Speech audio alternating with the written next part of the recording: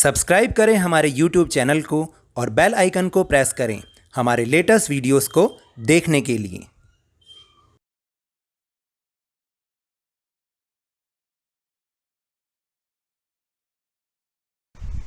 सभी को नमस्कार।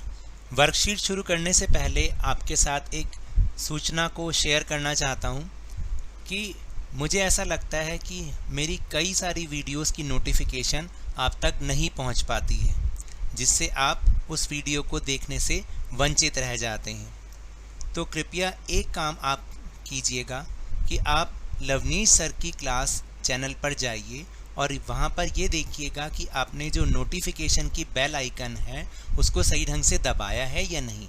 यदि सही ढंग से दबाया है तो उसको आप ऑल पर कर लीजिए, ALL पर ऑल पर कर लीजिए, ताकि आप हमारे लेटेस्ट और अपडेटेड वीडियो सही टाइम से देख पाएँ, उनकी नोटिफिकेशन आप तक पहुँच पाए।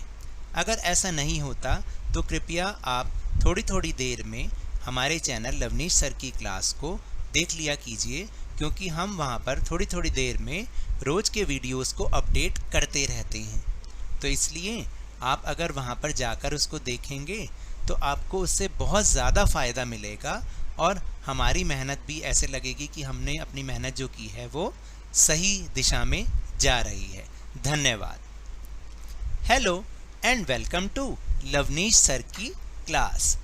आज की ये शिक्षा निदेशालय राष्ट्रीय राजधानी क्षेत्र दिल्ली की वर्कशीट नंबर 4, जो कि क्लास 7वीं के स्टूडेंट्स के लिए ही है, यह ली गई है हिंदी विषय से, जिसमें हम समझेंगे पाठ दादी माँ। दादी माँ, देखिए आज का पाठ तो बहुत ही बढ़िया है। तो पहले हम इसमें बचपन की बात करेंगे और फिर अगली वर्कशीट में हम उस बचपन की सबसे प्यारी चीज़ जो हमारी दादी माँ होती हैं या हमारी नानी माँ होती हैं, उनके बारे में हम समझेंगे। तो चलिए शुरुआत करते हैं मेरे साथ और समझने का प्रयास करते हैं।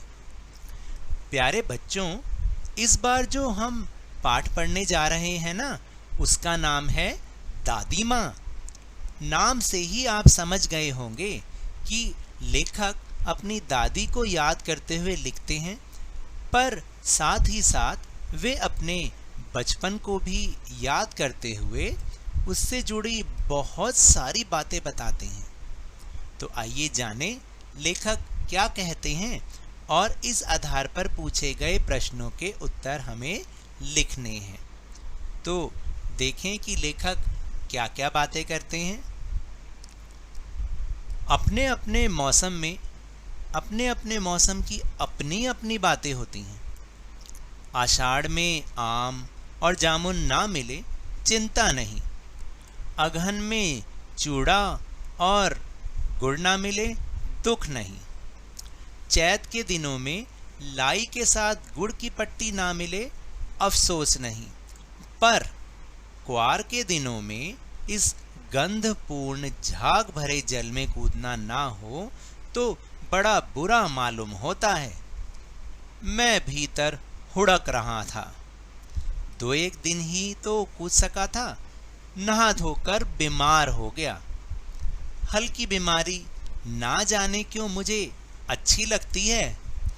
थोड़ा थोड़ा ज्वर हो, सर में साधारण सा दर्द हो, खाने के लिए दिन भर नींबू और साबू, लेकिन इस बार ऐसी चीज नहीं थी।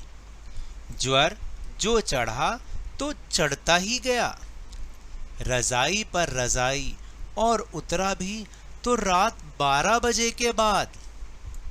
तो देखिए यहाँ पर बहुत सारे ऐसे शब्द आए हैं जो हमारे देसी भाषा के शब्द होते हैं और कई बार आप भी उनका प्रयोग करते होंगे। शायद आपके गाँवों में वो इसी भाषा का प्रयोग होता हो और इन्हीं शब्दों का प्रयोग होता हो। तो लेकिन यहाँ जो पीले रंग से हाईलाइटेड कुछ शब्द हैं उनको हम एक बार समझेंगे, उनको एक बार जानेंगे। लेकिन उससे पहले जो यहाँ पर लिखा हुआ है, लेखक ने ये समझाया है कि अलग अलग मौसम की अलग अलग बातें होती हैं और यहाँ पर जिन महीनों का नाम आया है ना, वो हिंदी के महीने हैं। जैसे इंग्लिश में जनवरी, फरवरी, मार्च होता है, ऐसे ही हिंदी में भी महीनों के 12 महीनों के अपने अपने नाम हैं हो सकता है आप में से बहुत सारे बच्चों को ये पता है, लेकिन बहुत सारे बच्चों को नहीं भी पता। तो कोई बात नहीं, आगे प्रश्न उत्तर में भी जानेंगे हम, और इसकी सहायता के लिए आप अपने मम्मी पापा से उन महीनों के नाम पूछ सकते हैं। तो पहला जो शब्द आया है वो है चिवड़ा, जिसको हम चिड़वा भी कहते हैं, या पोहा भी होता है, पोहा होता है ना, उसको चिवड़ा या चिड़वा बोलते हैं। फिर एक शब्द आया हुड़क। हुड़क का मतलब तड़प, किसी चीज़ की हुड़क मारना यानी तड़पना किसी चीज़ के लिए। फिर एक शब्द आया ज्वर। ज्वर का मतलब बुखार, और साबू का मतलब साबूदाना, आप खाते हैं ना साबूदाने की खिचड़ी। तो देखा कितनी आम भाषा में, देसी भाषा में, बहुत अच्छी सी भाषा में उन्होंने, लेखक ने इस पाठ को लिखा है। तो इसमें उन्होंने ये बताया कि किसी भी महीने में उनको चाहे कुछ मिले ना मिले, लेकिन ये जो क्वार के दिन, आपको पता है ये क्वार के दिन क्या होते हैं? ये क्वार के दिन, ये जो इस समय चल रहे हैं, अभी जो अक्टूबर की उमस भरी गर्मी आएगी उसे हम क्वार की उमस बोलते हैं या क्वार कहते हैं, क्वार के दिन कहते हैं। तो उसमें वो कह रहे थे कि अगर गंध पूर्ण झाग भरे जल में कूदना ना हो तो बहुत बुरा लगता है। और वो कह रहे कि मैं तड़प ही रहा था कि एक और 2 दिन कूद पाया, लेकिन क्या किया, नहा धो के तो मैं तो बीमार ही हो गया। हालांकि हल्की सी बीमारी लेखक को अच्छी लगती थी कि जैसे साधारण सर में दर्द हो जाए या थोड़ा थोड़ा सा बुखार हो तो खाने के लिए बहुत दिन भर चटकदार नींबू और साबूदाने की खिचड़ी मिलती थी। लेकिन इस बार ऐसा हुआ ही नहीं, और उनका ज्वर जो बुखार वो चढ़ा तो चढ़ता ही गया और उतरा ही नहीं, रजाई पे रजाई, और उतरा भी तो कब, रात 12 बजे के बाद। तो ये तो था वर्कशीट का टॉपिक। अब हम चलते हैं अपने प्रश्नोत्तर की ओर। तो पहला प्रश्न है कि लेखक ने कौन कौन से हिंदी महीनों की बात यहाँ पर की है।